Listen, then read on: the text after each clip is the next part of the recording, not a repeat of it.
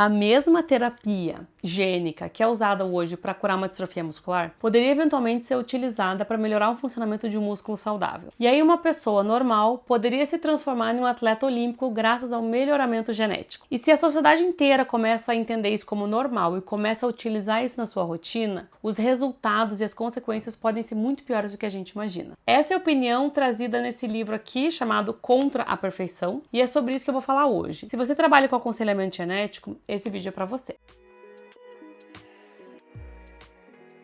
Então, gente, esse livro foi publicado em 2007, então faz quase 20 anos, mas a verdade é que ele está mais atual do que nunca. E a ideia central do livro é a seguinte: o avanço na tecnologia e no conhecimento de genética que permite com que a gente faça edições do nosso material genético, e isso é muito celebrado e merece aplausos quando é usado para curar doenças, mas deve gerar muita preocupação quando é utilizado para melhoramento genético, ou seja, para fins não medicinais. Então, da mesma forma como um atleta olímpico usa anabolizantes para ter um melhor desempenho físico, ele poderia também usar o CRISPR-Cas9 para inserir uma cópia adicional de um gene que faça com que o músculo dele, que já é saudável, tenha um rendimento melhor. Isso é o melhoramento genético. Quer ver um outro exemplo? Imagina uma terapia gênica que foi desenvolvida para curar a doença de Alzheimer. Mas essa mesma tecnologia em uma pessoa que não tem demência pode melhorar o desempenho cognitivo dessa pessoa. Aí você vai ter uma pessoa saudável que usa uma tecnologia de edição gênica para melhorar sua inteligência. E de repente um casal que tem embriões congelados quer usar essa mesma tecnologia para ter embriões mais inteligentes e filhos mais inteligentes. Ou então é o sonho desse casal ter um filho que seja jogador de basquete na NBA. Então eles fazem edições gênicas para que esse embrião gere uma criança mais alta e com uma capacidade muscular mais adequada para ser um jogador de basquete. Então a ideia central desse livro é o seguinte: por que é que isso está errado? O que faz a gente melhorar geneticamente as pessoas ou embriões ser uma coisa fundamentalmente errada? Então, alguns argumentos que a gente poderia levantar. Primeiro, é errado porque é inseguro.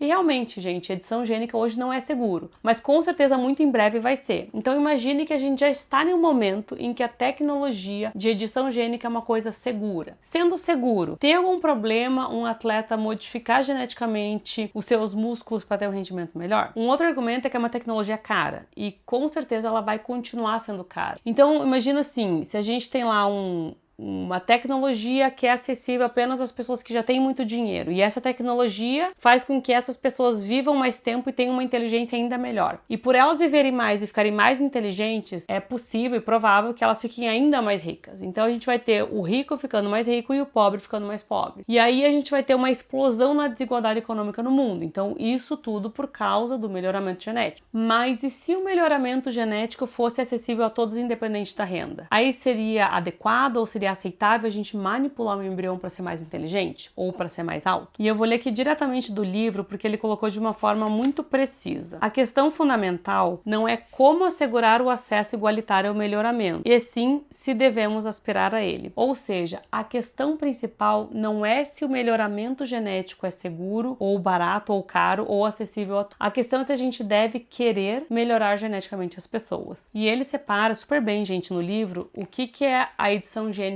para tratar e curar doenças e prevenir doenças graves, e edição gênica para fins não medicinais, que seria basicamente o melhoramento genético para manipular nossa própria natureza. E por que isso é ruim? Bom, nas palavras do Michael Sandel, porque isso acaba com a dignidade humana. Então pensa bem, quando você admira muito um atleta olímpico, então você admira um atleta, acha ele extraordinário, e um dia você descobre que ele usou anabolizantes e por isso que ele teve aquele desempenho extraordinário nas provas. A sua admiração por ele acaba. E se fosse uma pessoa geneticamente modificada, e modificada justamente para ter um desempenho melhor nesse esporte no qual ele atua, aí a sua admiração não vai mais ser pela pessoa. E até o Michael Sandel coloca aqui no livro: a nossa admiração pelas conquistas será transferida do jogador para o seu farmacêutico. Então veja bem, o mesmo vale para uma pessoa que a gente admira porque passou por uma situação muito difícil na vida e conseguiu vencer, né? Então aquelas pessoas que de repente nasceram num meio muito desfavorável e com muito esforço, dedicação e muita inteligência chegaram onde chegaram. A gente vê o sucesso pensa essa pessoa como algo que a pessoa conquistou, não como alguma coisa que ela herdou, exceto se ela for manipulada geneticamente. Aí ela não vai ter conquistado nada, ela vai ter comprado ou herdado, ou os dois. O que ele diz sobre o melhoramento genético de embriões? Aí ele é bem mais enfático, tá? Ele dá um esporro naqueles pais que fazem qualquer coisa para que os filhos tenham sucesso, ou melhor, para que os filhos tenham o que os pais consideram sucesso. Então é aqueles pais que começam a montar o currículo da criança com 5 anos de idade para que um dia ela tenha mais chance de entrar em Harvard. Esses pais ele chama de pais projetistas. E ele fala que esses pais buscam não um filho, mas um produto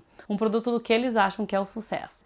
Ele fala inclusive numa epidemia de intrusão e competitividade parentais, e isso, gente, ele falou em 2007, eu imagino o que ele está pensando hoje. E ele coloca da seguinte maneira: o hiperempenho dos pais, tão familiar em nossos tempos, representa um excesso de ansiedade e de dominação que deixa de lado o sentido da dádiva da vida. Isso aproxima o hiperempenho de modo perturbador de eugenia. Então, basicamente, o que ele diz é que os pais que buscam a edição, melhoramento genético dos seus embriões, estão fazendo uma forma moderna de eugenia que ele chama de eugenia liberal.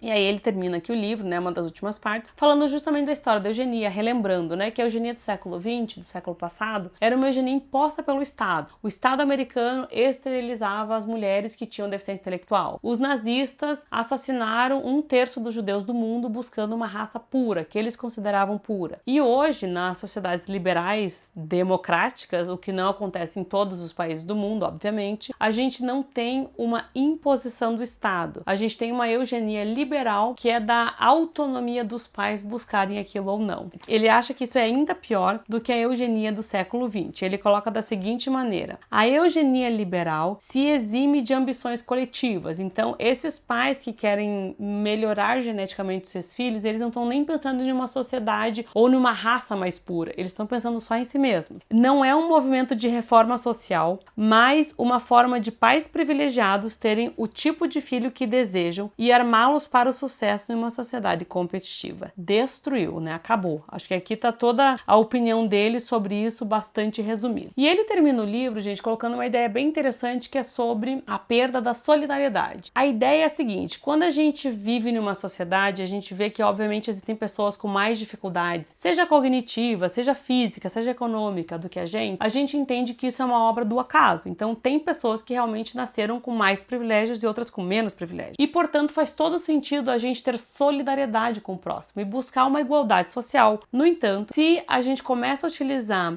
a terapia de edição gênica para ser mais inteligente e mais bem-sucedido, a gente perde esse senso de solidariedade, porque afinal de contas, se o meu vizinho é um fracassado, ele mesmo escolheu o seu fracasso, ele poderia ter se modificado geneticamente e ter sido uma pessoa mais inteligente. É um livro interessante, de novo, é um livro bem curto, vale muito a leitura. Quem trabalha com aconselhamento genético, muito em breve vai estar sendo questionado pelos pacientes, se é que já não foi, sobre como utilizar a genética para ter filhos mais inteligentes, mais legais, mais bonitos, etc. E a gente precisa saber como responder a isso. Nesse mesmo livro aqui, ele cita as pessoas que são favoráveis à edição gênica, ao melhoramento genético. Tem alguns livros e artigos que já foram publicados, eu ainda não li, vou ler, até para ver o contraponto. Nesse momento, eu tô totalmente convencida de que seguir por esse caminho de melhoramento genético não é uma boa ideia. Mas, de novo, preciso ler uma opinião contrária para formar direito a minha. Espero que vocês tenham gostado do vídeo, se inscrevam no canal. Obrigada por quem chegou até aqui, deixe nos comentários a sua opinião. Obrigada, gente!